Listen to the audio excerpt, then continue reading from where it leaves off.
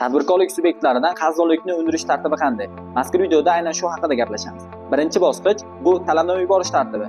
Agar taraflar o'rtasida tuzilgan shartnomaga ko'ra nizolarni sudgacha hal qilish tartibi etib talabnoma yuborish belgilangan bo'lsa, unda qarzdor yuridik shaxsga o'z majburiyatini bajarishni talab qilish yuzasidan talabnoma yuboriladi. Ikkinchi bosqich bu sud bosqichi bo'lib, unda talabnoma yuborilgan qarzdor yuridik shaxs o'z majburiyatini bajarmagan taqdirda kreditor, ya'ni haqdor bo'lgan yuridik shaxs sudga da'vo arizasi bilan murojaat qiladi va sudga yetarli asoslar keltirgandan so'ng sud tomonidan hal qiluv qarori qabul qilinadi va u 1 oy muddatda kuchga kiradi. Uchinchi bosqich ijro bosqichi.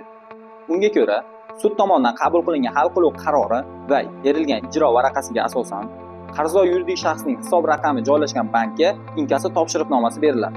Inkasso topshiriqnomasiga asosan ham qarzdorlik undirilmasa, qarzdorlikni undirish yuzasidan Majburiy ijro byurosiga murojaat qilinadi va Majburiy ijro byurosi tomonidan majburiy tartibda undirish choralari ko'riladi.